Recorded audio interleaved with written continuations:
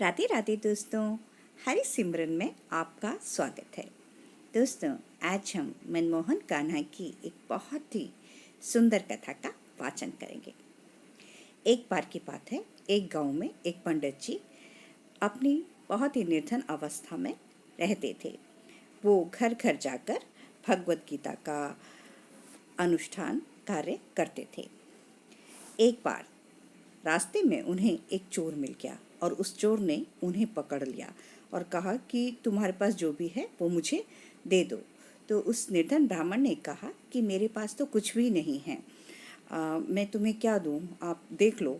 तो लुटेरे ने कहा नहीं, तुम्हें कुछ तो देना ही पड़ेगा। तो पंडित जी बोले कि मैं जिस घर में यज्ञ करने जा रहा हूँ वो बहुत ही धानी लोग हैं, तो जब मैं वहाँ कथा का वाचन करूँगा तो उस समय तुम उनके घर को लूट लेना। तो चोर मान गया और पंडित जी के पीछे पीछे चल दिया।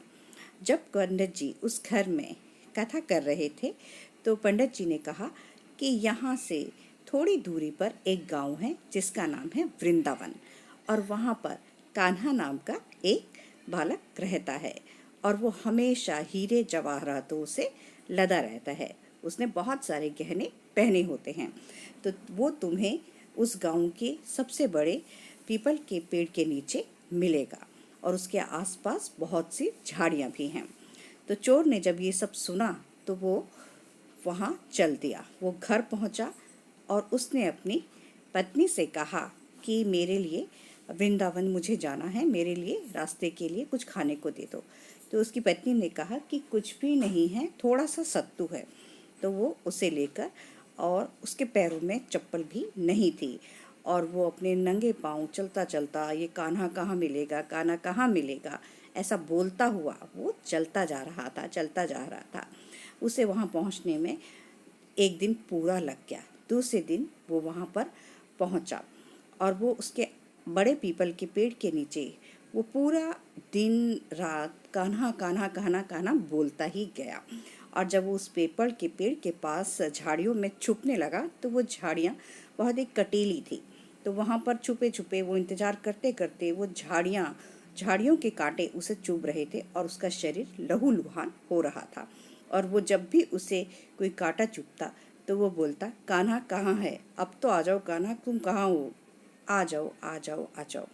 तो वैकुंठ में जब भगवान कृष्ण जब वहाँ बैठे हुए थे तो वो उसकी आवाज़ सुनकर जाने लगे। तो रुक्मणी ने कहा कि ये तो बहुत बड़ा लुटेरा है, ये तुम्हें लूट लेगा। उन्होंने कहा कोई बात नहीं, अपने भक्तों के लिए मैं लूटने के लिए भी तैयार हूँ।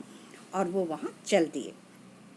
तो उस लुटेरे ने उस बालक को जब देखा तो बोला, क्यों रे, तुम ही हो कान्हा, इतना तुमने मुझे परेशान किया, इतनी देर लगा दी आने में, और मुझे निकालो अपने ये गहने और मुझे दो। तो भगवान श्री कृष्ण ने अपने शरीर के सारे गहने निकालकर उस लुटेरे को दे दिए और वो वहाँ खुशी खुशी नाचते कूदते अपने घर को आ गया। लेकिन वो भी एक ईमानदार लुटेरा था। वो दूसरे दिन पंडित जी के पास पहुँचा और उन्हें कुछ गहने देते हुए बोला कि ये लो, जो तुमने मुझे बताया था वो मुझे कान्हा मिल गया और मैं उससे गहने लेकर आ गया। तो तुमने मुझे बताए इसलिए तुम भी कुछ गहने रख लो। तो पंडित जी की आंखों से अश्रुधारा बहने लगी और वो पूछने लगे, तुम्हें कौन मिल गया? तो उसने कहा, तुम्ही ने तो बताया था कान्हा, और उसने मोर मुकुट भी पहना था, बांसुरी भी थी उनके हाथ में, तो मैंने उसी कान्हा को लूटा है और उन्होंने मुझे अपने सारे गहने उतार कर दे दिए। तो पंडित जी तो प्रेमाश्रुओं से भर गए और उसे बोले कि मैं सारी जिंदगी प्रभु का नाम जपता रहा लेकिन मुझे कभी भी दर्शन नहीं हुए, और तुम जैसे पापी को प्रभु ने किस तरह से दर्शन दे दिए, तुम मुझे भी दिखाओ। तो वो लुटेरा पंडित जी को भी वहाँ ले गया और उसी तरह से वो चलते गए, कान्हा का नाम लेते रहे।